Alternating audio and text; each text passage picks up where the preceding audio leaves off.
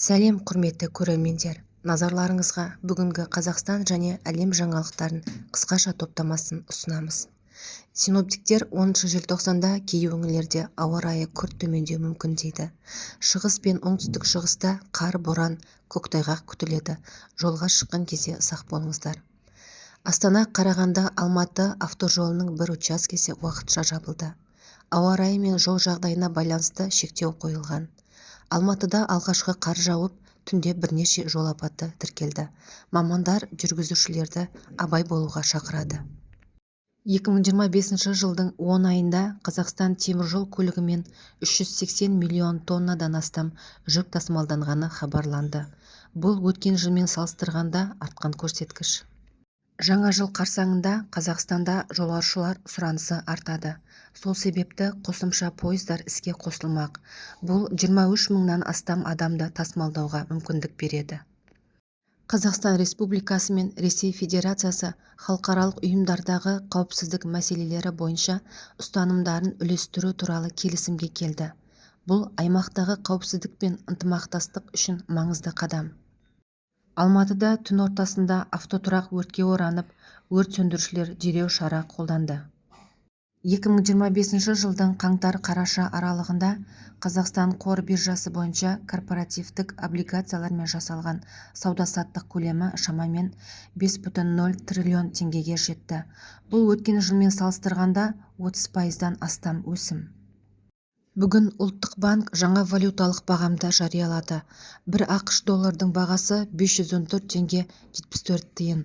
Евро мен рубль бағамы да сәл өзгерген. Қазақмыс компаниясының иелігі ауысуы туралы келісім жасалды. Әлем жаңалықтарына оралсақ, Біріккен ұлттар ұйымындағы өкілдің мәлімдеуінше, әлемде геноцид мәселесін тоқтату керек. Адам құқықтары мен адамзатты қорғау маңызды. Біріккен Араб Әмірлігі төлқұжаты 2025 жылы әлемдегі ең мықты төлқұжаттардың қатарына кірді. Әлемнің 184 еліне визасыз баруға мүмкіндік береді. Джаир Болсонароның түрмеде өткен мерзімін азайту туралы заң жобасы қабылданды.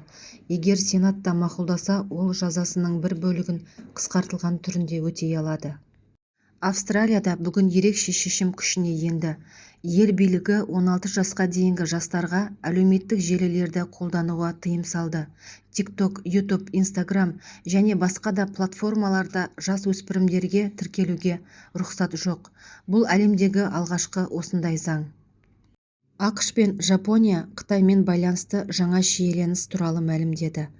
ақш билігінің айтуынша, Қытай әскери радары Жапония ұшағын нысанаға алған болуы мүмкін.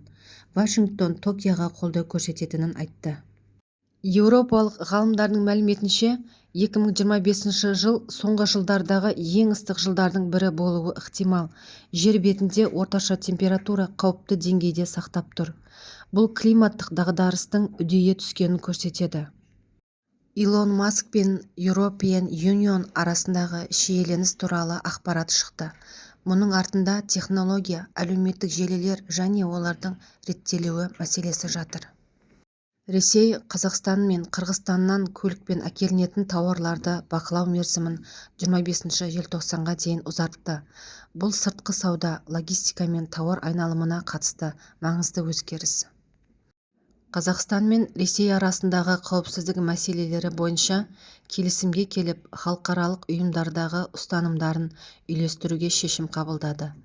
Бұл өңірлік тұрақтылық пен қауіпсіздік үшін маңызды.